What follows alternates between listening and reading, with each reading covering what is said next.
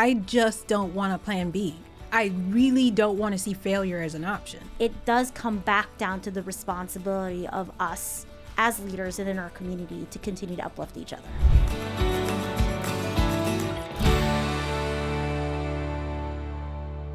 Hi, everyone. Welcome to a special edition episode sponsored by Duquesa CD. We're talking about transitions. The last transition episode that I filmed with Lilith and Tish really resonated with all of you. And so just listening to your feedback, here we are with another transition episode. And I wanted to bring in one of my really, really good friends, Christi Anderson. Christi. Hello. Thank you for having me. Of course. Welcome to the show. So we're talking about transitions. I think there's just so much going on right now in the world where people are really getting disrupted. There's been a lot of layoffs, just a geopolitical situation. We're finding a lot of people in transition, and you yourself had recently transitioned. Yes. And so I'm still transitioning from the last episode that I talked about. I talked about starting my own business.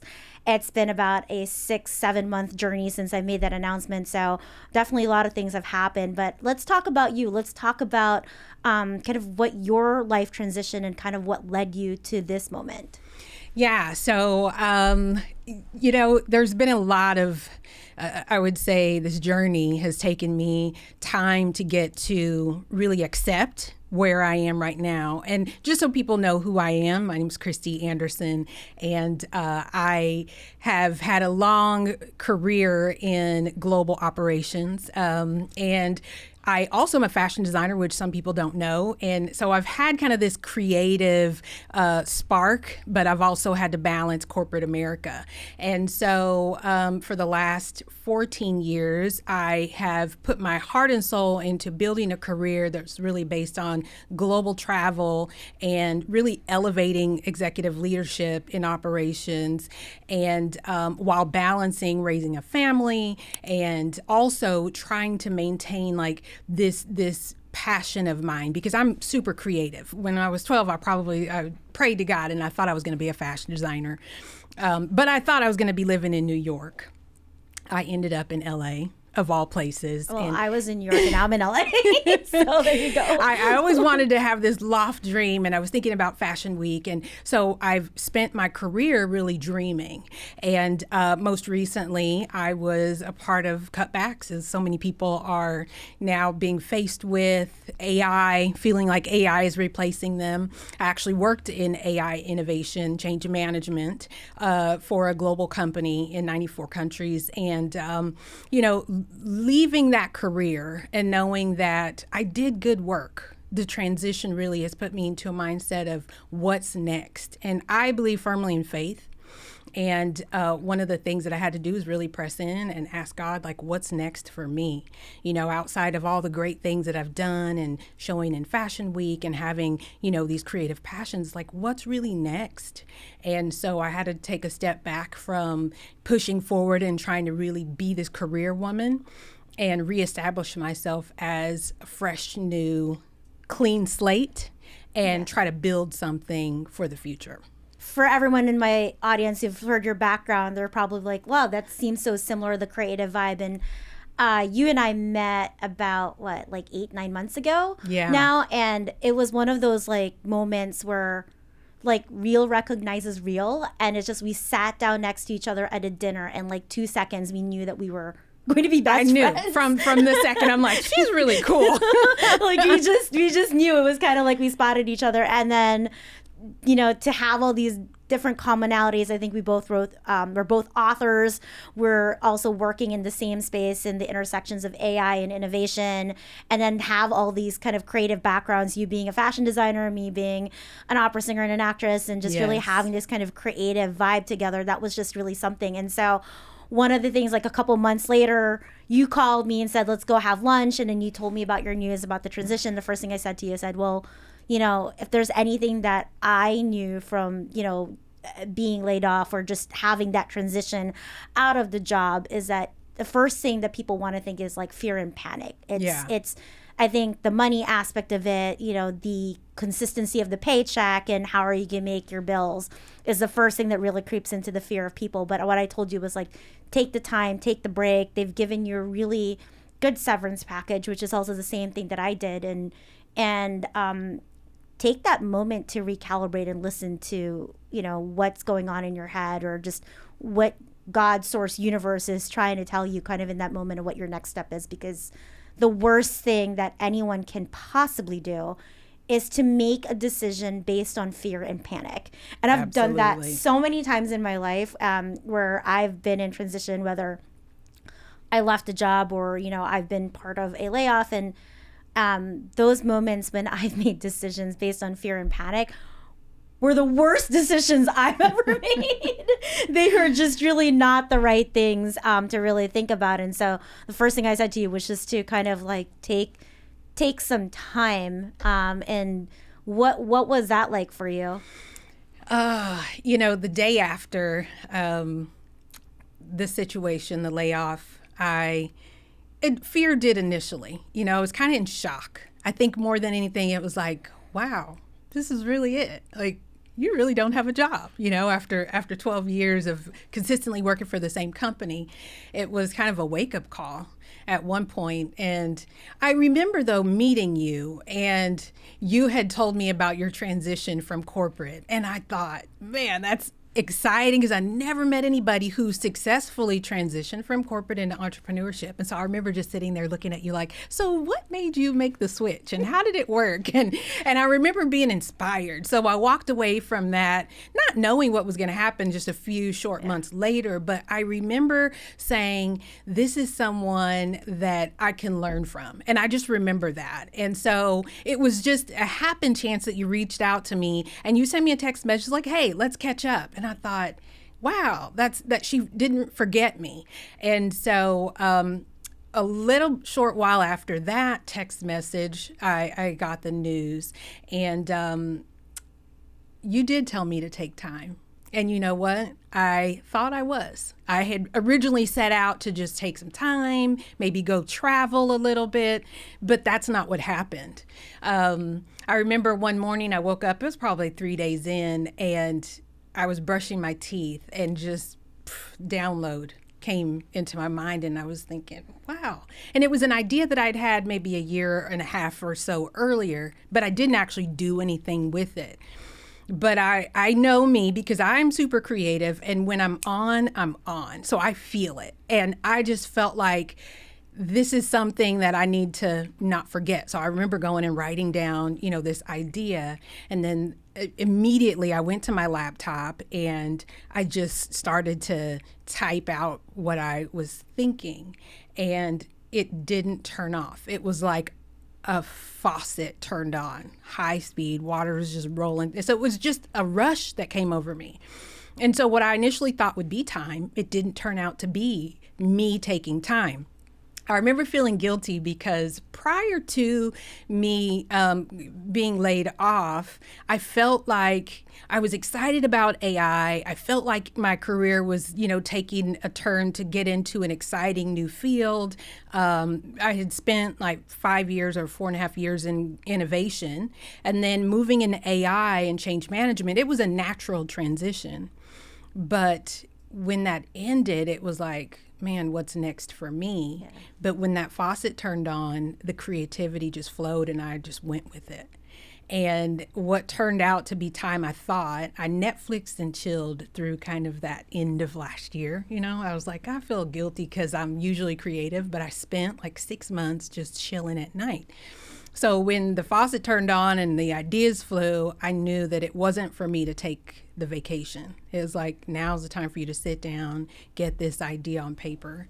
And it was about 2 months later, and I called you and I'm like, hey, let's meet for lunch. And it was a fully formed idea. I mean, it was kind of crazy because I don't know what it was about that particular event where we met. There were other people on that table, I would say 1, 2, 3, 4 of our other friends that we had all met at the same time. Right. And all of you in the last couple months have said to me, I left our jobs and I was so inspired by your story. I'm going into entrepreneurship, and I'm thinking, oh my God, what did I do? What did I do? And then one of our other friends was like, oh my gosh, I heard your book, and it was like I couldn't stop, and I quit, and I'm doing this startup and this entrepreneur, thinking, okay, that was not the intention of the book, but everyone or the intention of what I put that in, but everyone is now kind of bonded in this kind of like direction of entrepreneurship, and in some kind of not weird way, but like I guess it's one of those like it was meant to be. Yeah. That we all end up kind of bonding together because like we all have superpowers that we can kind of bring in together, and we all ended up working together. But I remember distinctly when the 2 months when you said, okay, I told you to take a break, and you're like, I'm coming over. I said, okay, you're coming over, and you're like, I didn't take a break, but I need to show you what this is. And then I sat down and I said, well, I understand that creative process. Once that faucet comes in, you can't stop it. Can't turn it off. When you're called to it, you're called to it. And that was also the same thing with my book. You're like, what? You wrote this thing in 2 weeks? I'm like, yeah, once it was going, it was going. But then the stuff that you were putting together, the business plan, the thought, the ideas around, where you wanted to take your business. I remember sitting there thinking, and I told you this, I said, I've worked with some of the best change management organizational transformation consultants, and I've never seen anything so well thought out and baked out, and in just this is fire, this is super exciting. And it was just kind of, we just kind of went from there. Yeah, I remember that. But and I know we'll get into that, just kind of talking a little bit more of the business side later, but a lot of people, a lot of our friends have been going through, our peers and other people we know are going through a lot of transitions similar to us. Not everyone is raising the hand and saying that entrepreneurship is the right word for them. And honestly, entrepreneurship is not for everyone. It's somewhat scary, but there is, if you're called to it and you know what you're doing, and there's so many different factors around being an entrepreneur. But for the people who are out there, who are going through this transition, who have been laid off, and let's talk about AI, because you and I are both in the AI innovation space. I'm in the forefront of everything AI in terms of regulation and ethics and compliance, and talking about upskilling and reskilling all over the world. There is genuine fear, especially with women, around what this means, like what this time frame means. What does AI mean in terms of taking all the different fears on top of the geopolitical aspect of this? I mean, what would you say to them? I would say to them, we've been at pivotal points in the world many times. I remember Y2K, and we all thought, this is the end. And we waited till midnight and nothing happened. But the world did shift. We've been through ups and downs. We've been through so many shifts and changes in DE&I going away, and so many things that were, and I always look at when something ends and there's this closing of a chapter, a new door opens. And so I would say to them, look for the door. It isn't necessarily closing on you, it's closing for you. Now, I didn't always have this mindset. This is my third round of layoffs in my life. Well, the first 2 times, I was a single parent raising small kids by myself. I had recently been widowed, and, those transitions took me down a dark tunnel, but making it through those harder years, having to reinvent myself, find my self-esteem again, really believe that I was worthy. It was hard to find a job back then, 12, 13 years ago, but even now it's harder. But, when I think about how my career shifted into AI, it opened up a world of opportunity. And it was by chance that happened for me. So I didn't look at AI as this negative thing. When I found out about it, I'm like, I want to go to that team. And I kind of said it, and I networked my way, and the opportunity found me. So I didn't have to push the door down. I think that, when you shared your story about how you happened into this industry, it just reminded me that you can reinvent yourself no matter what age, and so having gone through those transitions, learned what not to do, right? The first 2 times, not going into depression, not laying around in the bed eating, bonbons and feeling sorry for myself. This time I felt like I have a chance to be empowered. I didn't learn AI to not use it, and why not use it to my ability? And that's kind of what sparked the idea for change. And so I want to be that person that can say, I can start again, even if every single post and market analysis says it's hard, it's not going to be easy, women are losing jobs, the protections that were there once for women or for, these protected groups aren't there, then it's time for us to find our own path. And that means that I might have to do some hard work in order to get there, but I believe that you can open the new door if you actually look for it. And so that's the opportunity that I feel like is now. Yeah, I've been doing a lot of speaking engagements, and I've been, meeting a lot of women who are really terrified of AI. And my thing to them is, you cannot let this aspect of AI terrify you. Right. For it's not going anywhere, but it actually is a great opportunity, and it actually is a tool that's going to empower women, and is actually going to be the great equalizer. If women can really be digitally fluid and fluent in that way, that is the great equalizer in terms of the pay gap. We need more women who understand digital, who can code, and who can be very technical, and that is the gap and where it's kind of going. But I think the other opportunity that a lot of women don't think about AI is like, you have to learn a new skill. Yes. This is about upskilling yourself and investing in yourself to learn a new skill, because it's important. It's just, this is all about, I want to say that it's not about the fear that your job is going to go away. Yes, your job is going to go away.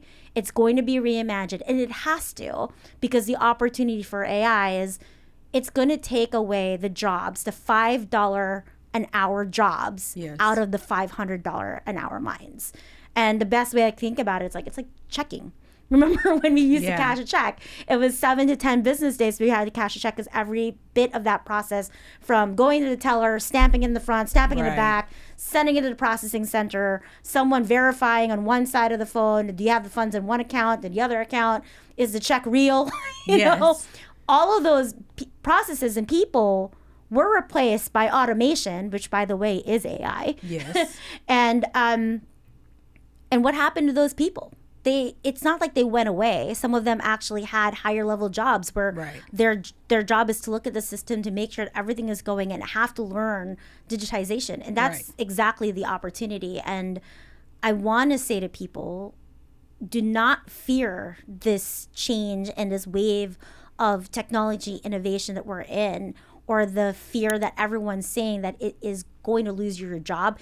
Yes, it is going to cause you your old job for something even better. Right. And that's also what I also tell people in transition. Yes, the cost of dreaming, the cost of something new, of something even more amazing, including what we're doing being an entrepreneur, is going to cost you your old one. It will.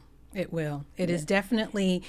It's so worth it, though. And I look at it as a self-investment. And I spent a better part of 10 years traveling, teaching executives and leadership about empowerment, empowering themselves, empowering their teams, looking for better ways to do old things. So adding AI was just another layer of that. But looking for opportunity was the harder part. That's the critical thinking. And so for people that struggle with adopting AI as a practice, or looking for opportunities, what they call to replace themselves, it's really much more than that. It's about, am I thinking about old things new?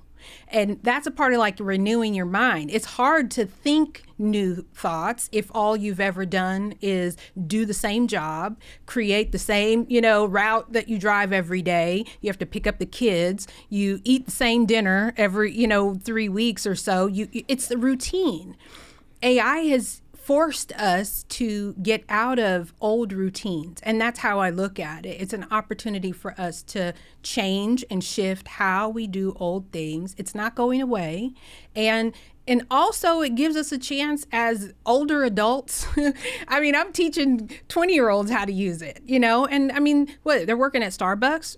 AI is not integrated into their workflows yet, right? But yet they might not think critically about other things. They're in school. They're not teaching necessarily how to be progressive and how to lay out, a lesson plan, self-paced learning, or go and find how, it's funny, just to give an example of how simple.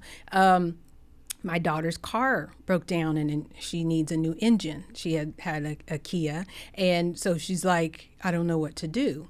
And I was like, all right, so go to the shop, like you normally do, take it in. But within 5 minutes, I had asked ChatGPT to give me, a list of where you could get a motor, new and used, in this particular city, lay it out in a table, give me the cost analysis, who could put it in, and give me like this whole plan. Within 5 minutes, I texted her this plan. She's like, wow, that was fast. You figured it out already? I'd already made the phone call. I'd already called the company that could do it.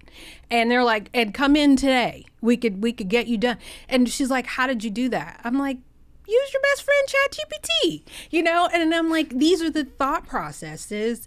How simple. You don't really think about it. Before, it would take you time to go through Google, but now we've shifted. So just that one little thought about how quickly I was able to lay out this entire plan with comparison analysis and cost, that would have taken me, a few days to do, maybe like phone calls. So it's how we look at the tool rather than the tool replacing us. It's giving us a superpower. And I just call it a superpower. No, I really like that. I mean, from a business perspective, from a productivity perspective, for things within our daily life, like there's so much about AI that just really makes sense. I mean, I'm a transplant from New York City, so driving a car is somewhat new. I really love driving cars, but the car driving is not the issue. It's the remember to close the garage door situation. Yeah. I am so guilty of that. I think my first couple times I'm like, your garage door is open, and AI has saved me so many times because I'm pretty sure I never shut the garage door. And I just gotta have safety first.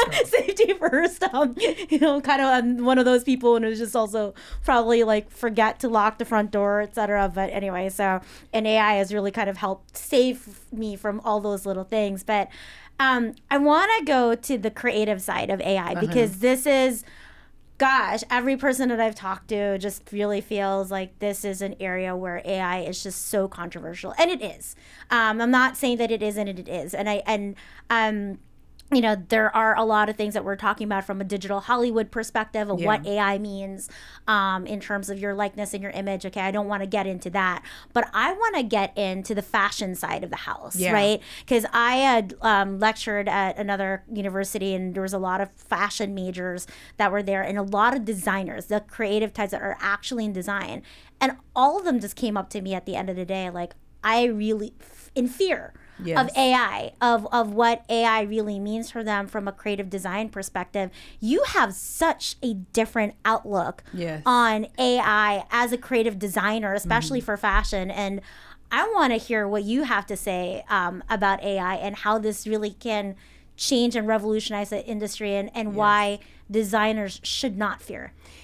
Well, let me first tell you how I came to AI, because a couple years ago, I had a mentor, and I was looking for this mentor. I'd written a children's book, and I was looking for someone to help me with a business plan and help me to get some funding. And she was some interesting thing I had found on Eventbrite, an event where they were teaching you how to make purses. So I was like, I took a Saturday class on a weekend and went and learned how to make purses. And there was the lady there that was hosting, and she had just gotten back from an AI conference in Vegas.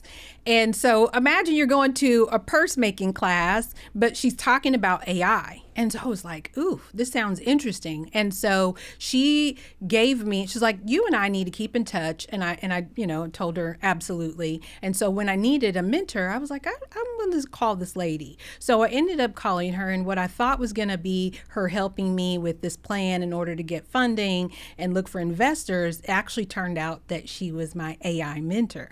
And so she knew I was in fashion, and she was like, look at this purse I just designed using AI. AI. And I'm like, what? And so she had given me this description, and she showed me the picture, and I'm like, OMG. Wow. Like, this purse she had described in detail, and it gave her exactly what she wanted, even better. So that night, I was designing lines that were just phenomenal. But I also have a very creative mind. But I was describing the look, the feel, the fabric, the style, you know, the embellishments. And so for me, creatively, it was taking what was up here, I can sketch, I draw, I color. And what would have taken me days to sketch out this model and put her in this outfit, it was giving me the ability to super scale my creativity. And so when I found out I could design an entire line within moments from the thoughts in my brain, it was authentic. And I was like, oh my gosh, this is unreal. So what I did was I took that same idea, I took the 12 years of experience traveling globally, teaching and doing all of this, and I dictated what was in my head and wrote my first book. So my first mentorship project wasn't fashion, but it was still creative. And so I wrote my first book AI assisted, but it was all my intellectual, thoughts. And so I said, this is amazing. So for me, I saw it as a creative tool that sped up my ability to do what would have taken me years to do, to be able to do it in weeks. Yeah. So you wrote your book in a few weeks. I wrote my book in a couple months, and it was like unreal. And I have many books that have been half finished, half done, but the one that I got out was the one that I wanted more than anything, and it was able to do it within a few months. So I was like, AI, I'm all about it. That's how I got here. Yeah, no, I wish I could say that I used AI to write my book, but I did not. So I've always been a really good writer, great writer, and in the consulting world, there's a whole thing about publish or perish. Yes. And so between decks and thought leadership and everything else, but when I wrote my book, everything was just kind of me. But I had an editor, so I didn't have ChatGPT. I had my brother as my editor, and he and I had this kind of very fluid exchange of kind of how we did it, and we were able to accelerate pretty quickly, which is great, right? Yes. But I use AI feverishly from a business perspective because there are more papers and thought leadership and scripts and things like that, and I can't always depend on my brother to bail me out on Right. everything, and he has been my ghostwriter for a really, really long time, and I like it. And I love how you said that it was about the specificity that was coming out of your brain that you were dictating AI, because that's a lot of people don't understand. When you're working with conversational AI, you actually have to be specific. Yes. Tell it exactly. Like it's how do you talk to it? And that's something that people will have to learn, is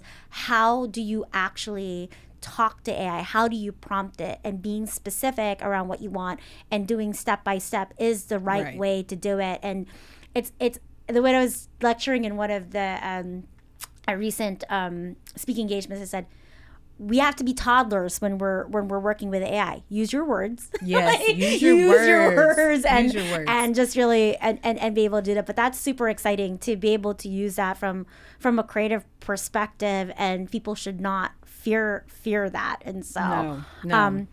I'm gonna drag you to that college where I was, because there are a lot of fashion I would love designers. to. I mean, listen, it from being able to help. So as a part of this project was to mentor youth, right? And one of the foster youth says, "Hey, I want to be a designer," and I was able to share, how do you get your idea onto paper? So they wanted to have a fashion line, and I've done the manual process of building, a fashion brand and having to, have somebody do the logos and put, what my fashion line is about, and all of these things. I'm able to now help them to super speed what would have been a long, drawn out manual process. Who are you? What do you want to be? What do you want your business to represent? What is your mission? What is your values? All of those things, strategy wise, you're able to do very quickly now, as long as you have your well thought out idea. So my process was to teach them, how do I build a fashion line from scratch if I don't even know? You are able to now lay out, give me a step-by-step detailed process to build, if it's even as simple as a t-shirt line that is about this particular thing. My customer, my person is this is the age group. Like those types of demographical,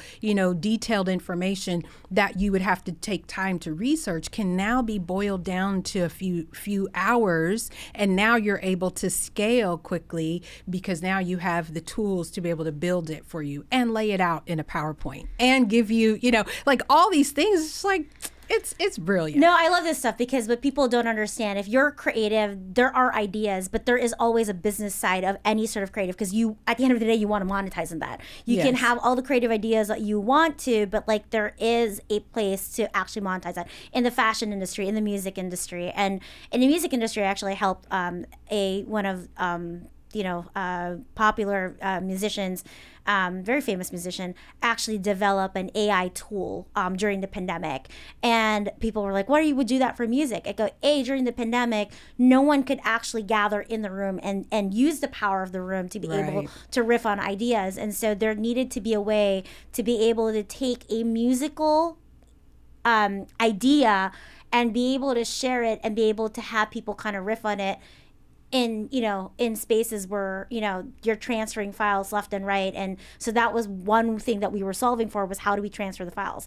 But as anyone knows, and you as a creative also knows, when you're in that creative process, when you're an idea, it's not a finished idea that you have from beginning to end. You'll have multiple ideas, and sometimes that idea can finish from this train of thought at that one session, or even being a musician. Right. You may have an idea that you had sparked out on here but didn't work for this particular thought, but you would revisit it. And that was also the power of AI, was to be able to also capture some of the other thoughts that may not have, made it through that train of thought, but to actually revisit that. And I think that was just really super spectacular. But to your point, great, from a design perspective for creative ideation aspect, this does supercharge things. This does help you.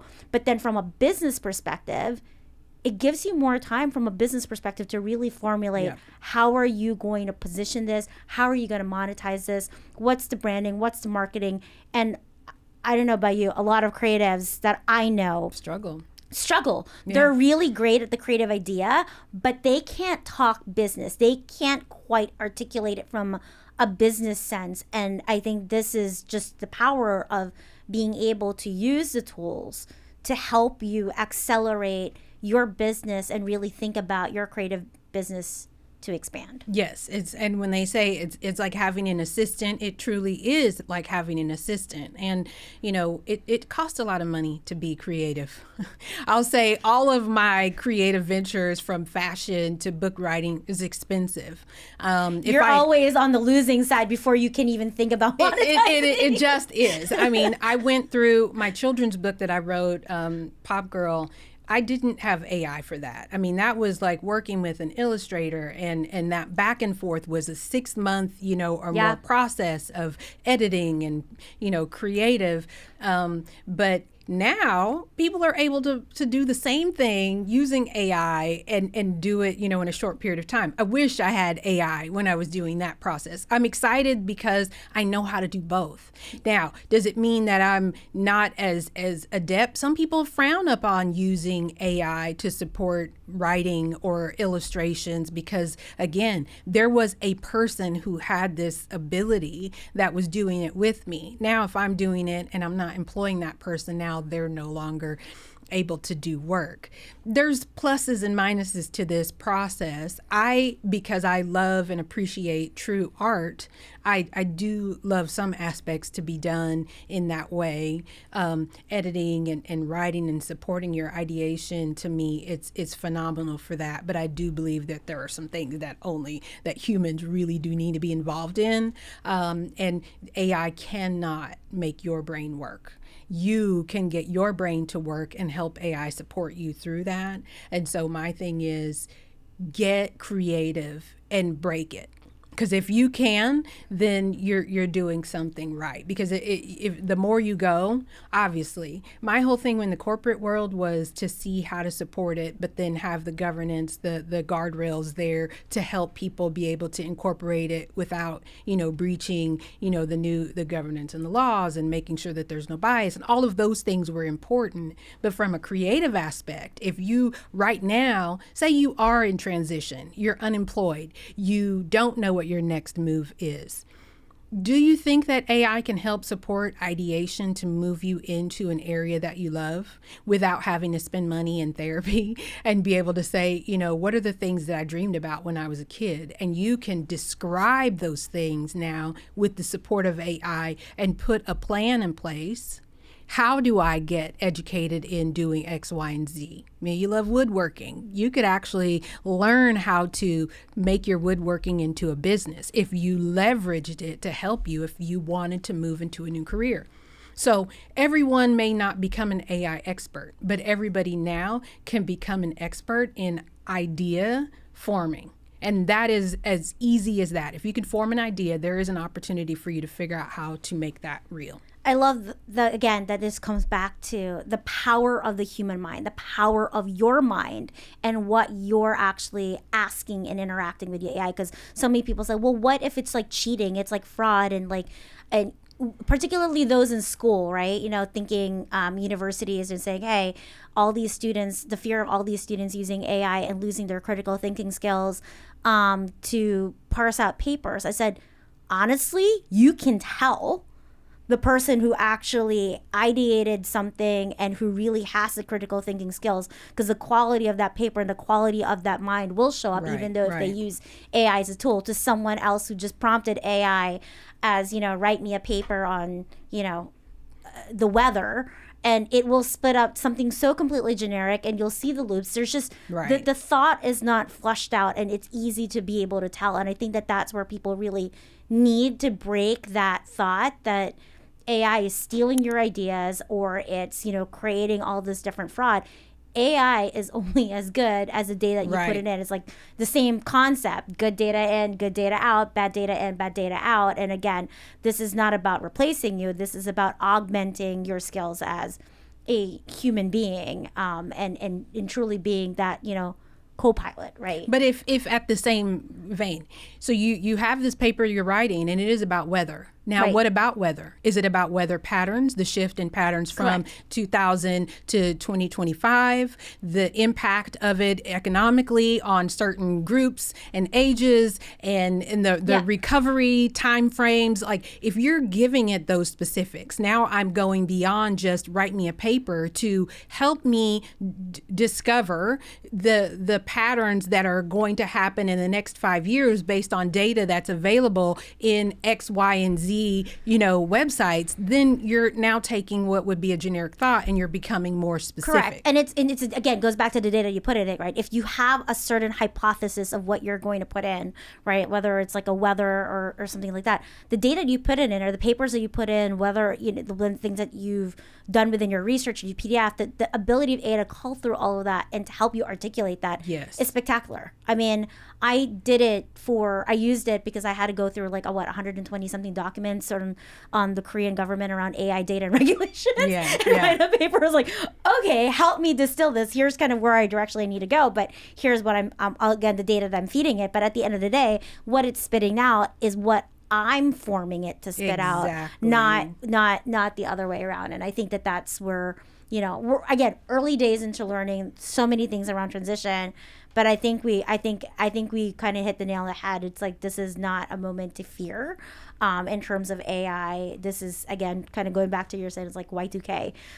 We're going to get through this. This is going to be great. This is just the fastest thing that we've ever seen in humanity, period. It's like what do they call it? Those leaps, and we could look at it as existential crisis, and there are a lot of fear mongering out there.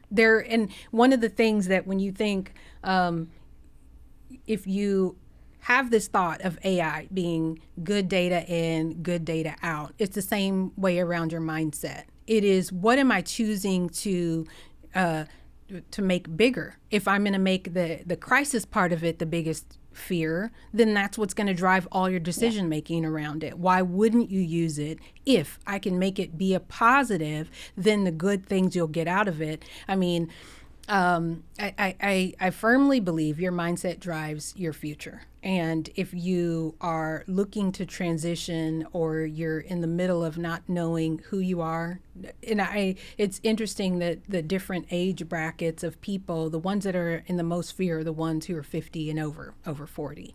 And I'm in that same, demographic, but I see this as a huge opportunity. It doesn't feel scary to me. There are scary aspects of it, but at the same time, I'm choosing what I want to focus on for this period and use the positive pieces, learn the negatives, but really focus on, who do I want to be in the next 5 years? And man, if I'm in reinvention time frame, if the singers of the old can reinvent themselves and come out, and make a new hit record, then you're going to have to learn how to make a new hit for yourself. And it doesn't matter if you're a mom, if you're a single mom. I mean, I traveled, I had to have nannies with my kids. I had to learn new skill sets throughout my career. Why fear now? Yeah. It's just like, this is another hurdle that we're going to have to get over. And we've gotten through harder times. This is just one that's going to give us the ability to do it differently. I think you and I both have entrepreneurship backgrounds because we're creative people. Being a creative person is being an entrepreneur. And I think going into the corporate side of the house, you made a decision to not go back into corporate America and go be an entrepreneur. I made the same decision, and honestly, there was just something in my gut that just wouldn't allow me to want to go back and really believe that this is the right moment. And I still say that every day. And again, not being an entrepreneur is not for everyone. Right. And so, for a lot of our peers and our people that we've talked to who are going into transition, and I'm going to really address the big, scary, hairy elephant in the room, which is around kind of like the death of DEI. Yes. and what that means for a lot of our folks who have been laid off, who are looking to re-enter back into corporate America, who are dealing with the kinds of fears that are real, yes, right? They are. Of what they have to be being a protected class, being an underrepresented minority. It's really, really tough. And I've had so many different conversations around it, because we flip-flop every now and then. I was like, is it time to go back? Is it not time to go back? But for the other people that we have that we're kind of supporting through them, I mean, aside from the upskilling to get your skill sets, I mean, we've both grappled this at one point, but we didn't land in that corporate side. But what would you say if entrepreneurship was not an option, and and the only other option was to go back? How would you think about that, given the current geopolitical landscape that we're in? It's so interesting, because I immediately quickly thought, through layoff, that I'm kind of iced out of the market, which is a weird thought, because I was in, this up and coming piece of the economy. AI was the I don't know, it should catapult you. I worked a lot with HR because I did leadership and development within my company. I knew the power of what DE&I meant for women. There was a lot of initiatives meant to help catapult some of us that were behind, to become executives within, the business side. But not having that protection now means that I have to be more empowered within myself. Some don't have the awareness of that. And my goal throughout the last 10 years was to really help people to understand that. But what if you didn't have a me in your company that was actually helping to instill the principles, the internal, barometer that says, I need to work a little bit harder in this area, or that this is a weakness of mine. I need to learn how to self-educate. Everybody doesn't have that. And so if you are not self-empowered, there's no amount of internal, company training that's going to help you get there, or you can watch a million, TikToks and YouTubes to tell you what you should be doing. But you have to be the one to make the choice. At the end of the day, you're going to be a high performer, low performer, medium performer. Like, you already have established who you are through your, your whole entire career. I was one that always had an internal driver. I never could just give up on myself. If you don't have that, it's called deep reflective internal work. And at this point in the world, it's forcing a lot of people to stand up and say, hey, I don't have this phrase or term, DE&I, to support who we are as a people. And it's scary. It is. But DE&I was never about minority. It was about any minority, whether it's the older workforce, women, those demographics matter because it's the ability to work with all and help to support all and have equity and to have the same opportunities. If we don't have that anymore, what does that mean for us as individuals? Right. It means we have to become self-empowered, and then we have to reach back, pull someone. I say meeting you was an opportunity to have someone kind of reach over and grab. I don't think everyone would have taken the hand and said, hey, I'm ready to go. But I, as an employee for my whole life, balance two lives, the creative entrepreneurial side and the corporate side with the comforts of a regular paycheck and all of that. But the difference between me and a lot of other people was I was never afraid to take a step out. And I didn't have someone to show me the way. I had to figure out my way in LA, in Hollywood, trying to figure out how to be a designer and compete with all these people that I've never met, right? And feel good about it. So I just didn't have fear as one of my factors. Now, I was afraid of some things, but I did it afraid. My question is, if you struggle with the boundary between what feels good and what's going to be that thing to help push you, you're going to have to get that. And if you don't have it, I don't know what to say, but you got to find it. Yeah, no, I'm the same because I started off, in the arts where I'm just so used to hearing no. Yeah. You have to have a lot of thick skin to hear no all the time and still make it, honestly. Right. And I made it. And was there always fear? Sure there was, but there was always something about the things that I've decided, whether it was artistic pursuit or corporate pursuit, where my gut was always right, and I just always followed the instinct of my gut. Sounds very Olivia Pope and Scandal, but that's just but that was just always me, and I was like, my gut is never wrong, and I would just instinctively just go there. And I think as I've matured, I've always just really learned to go instinctively with my instincts, right? Just to trust my instincts of where I'm going. And the funny part was, a couple months ago, I was talking to my father, and I was like, how's the business going? It's going, we're still, trying to, get the revenue in, all that kind of stuff. My father goes to me, he's like, well, I mean, your fallback is, just throw a concert. I said, time out. You said to me as a kid that I cannot put all my eggs in the one basket of being an artist, and now I cannot now be that's my your fallback. That's my fallback. Like, put on a show. I'm like, thanks, Dad. He goes, yeah, I do one night only at like the CCP or like in the Philippines, or go back to Carnegie Hall, and that's my fallback. And I'm looking at him, I'm like, you're crazy. Right? My thing is, I don't want to have a plan B. No. So now at this point, it would be, I would be in the race trying to compete with all the other people in the pool.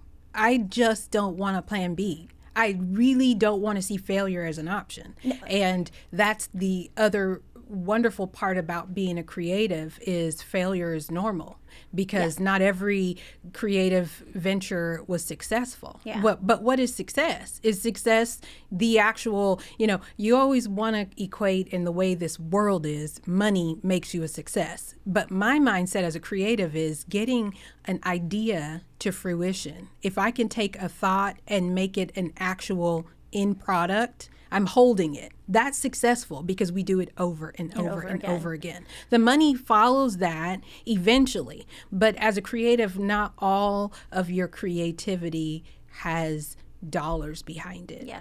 It is to get that completion. It made it into the world. That's who we are as people.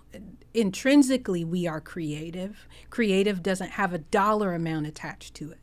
So if we can take our fear of how do we become and make it how do I allow myself to be, then the rest of it becomes less about the money aspect and more about, am I just using the gift of creativity? And most people will not even do that much. Yeah. So, and that's not a knock against. It is, I haven't yet discovered that part of me.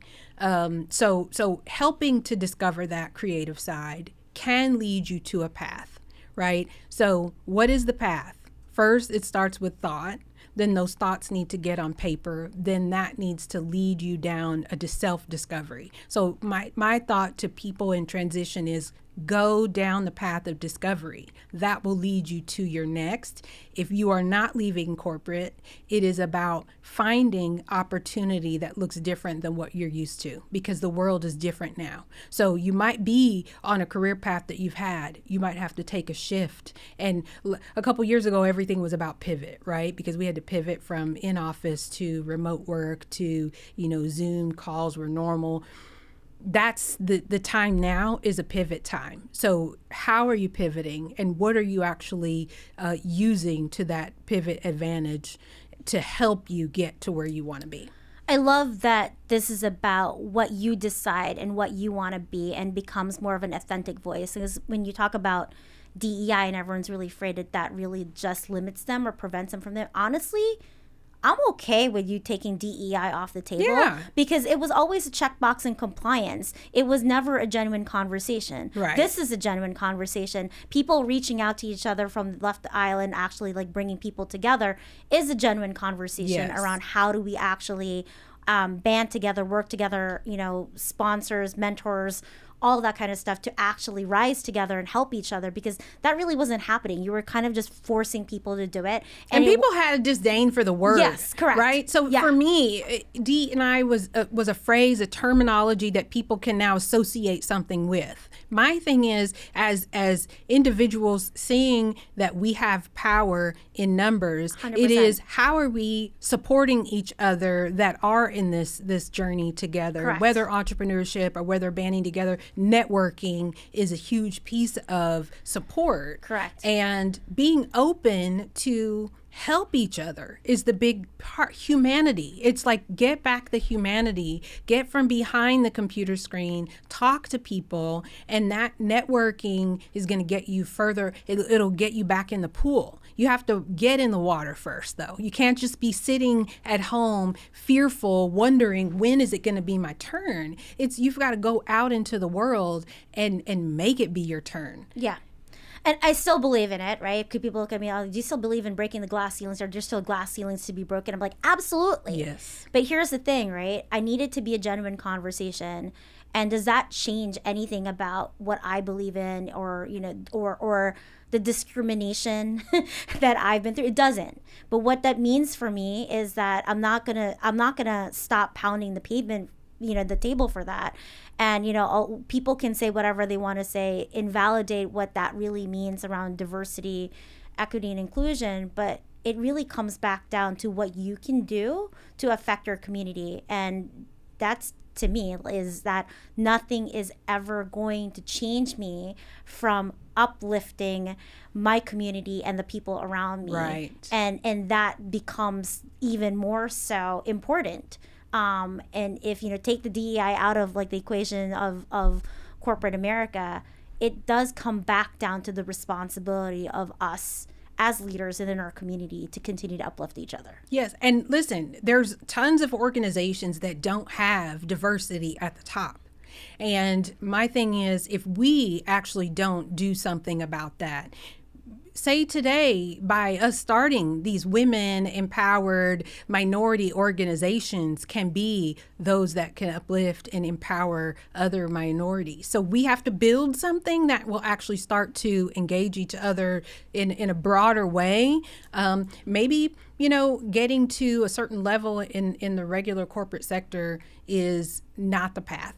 It might not be for you and I. And even if it is for others, will you stand up for yourself? Will you speak up for yourself? Will you, say the hard things? Or will you sit and allow, that to beat you down like some of us, we've done. We've all had to live through it. Being discriminated, being underestimated, being overlooked, being underpaid, all of those things are things that you choose to accept. Yeah. Now, there are times in which you have to because your responsibility is there. But I always used to tell people, what if something never changes? Yeah. What if your boss doesn't give you that? What are you going to do differently? And you can have all the education in the world. If you sit and you never move in the direction of where that education should be able to take you, your mindset is the shift. And so I would challenge individuals, people who are struggling, empower yourself through your mind. And that means feed yourself the things that are going to help you to align with where you want to go. Yeah. And honestly, the notion of being able to manifest and live in the reality of my dreams and the cost of that being my old life, I'm okay with that. Because, right. I talked about this. It's like, my old life was not sustainable. Right. I did there was a lot of success around what I did, but there was also a cost around what that meant. And to me, there was also a lot of health. But then as I go in and I'm going into a new level of dreaming and manifesting, I can't run the same race that I used to before. It's just not sustainable. And you know what? There's another way to run a path that is healthier, happier, and more aligned. And I'm not going, if that is the cost of my old life, the cost of it for this new life that is so much better. Yeah, absolutely. And I'm not going to say that it's easy, because there's moments of there are doubt and creep, and you start to question yourself. But that's also the beauty of the journey, when you find people like yourself and you kind of bond together and know that we are manifesting something even bigger and greater, and get to work into that alignment in that same frequency. I promise you, everyone who's listening to this, it's the process, and that journey is so worthwhile. I think so, because the idea of no longer having the protection, it is scary. And I'm just being quite frank. There are nights when you wake up at 3 a.m. But I had plenty of those nights in corporate, worrying about the next meeting or the presentation that you'd have to give, or worrying about, that coworker that, would make your life hell. Like, I've had all of those same moments, but now it's a little bit different, because that fear or that alignment that I know is there. So there's too many non-coincidences that have happened in meeting someone that was going into a similar field, someone that had a hopeful mindset, that loved people, that wanted to see people around them, be better. That to me mattered. And so that's when I say, am I in line with where I know I'm supposed to be? Is because these things have just happened. It didn't have to be me pushing doors down. People just showed up in a random opportunity. And so can it be random? I mean, if it's just so aligned, you have to say, I always wake up every single day and say, I'm going to be in the right place at the right time, meeting the right people that have the same heart and same mind. And it is happening. And so that's why when I do wake up, I'm so grateful. Not because being laid off, no. I find joy in it. And my question is, are you joyful no matter what? And if you wake up and you can say, I'm grateful even for this hard period, and I trust that the right thing is going to show up, even if I'm down to my last, and that's a big piece of being an entrepreneur and not having the guarantee. It's, I've got to trust that everything that I have is going to show up and my needs are already met. It's a mindset. And so the financial aspect will catch up to you, but it will only catch up as far as your mind will go. So that to me is still, I'm going to keep saying that over and over and over again, because I have to be convinced of myself. Success is mine and our future is bright. If I can say those two things and believe it with joy, and that I'm going to be able to work and do it and have happy times doing it, and it's going to be fulfilling, and people's lives will be different because of it. That's the kind of leader that I was, and that's the kind of, business owner and entrepreneur that I want to be, so I can continue that legacy of building people that way. No, it totally makes sense. And that's kind of been my mantra of what I'm saying, is that everything is I am exactly where I need to be. Everything is happening in my favor. And, miracles happen every day. Every single day. Every single day, every single moment. Yes. So we've got like 1 minute left to wrap up here with our viewers. Is there one thing that you want to leave our viewers with, as they think about transition, or just really just one mantra for them to really help people through this transition? I would say through this transition, now is your time. You have everything that you need.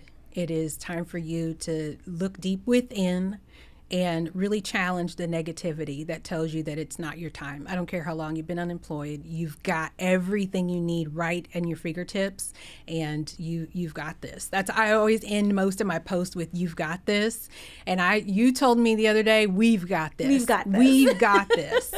It's not you're not alone. We've got this. So thank you so much for jumping on this special edition podcast. And I think this is a very important conversation, and people are wanting more. So thank you for sharing your time and your story. For those of you watching at home and joining us in this podcast, thank you for tuning in again to Duquesa CD. Please follow me at Duquesa CD and at Christine Duque. There's some really exciting new content that's coming up, so stay tuned.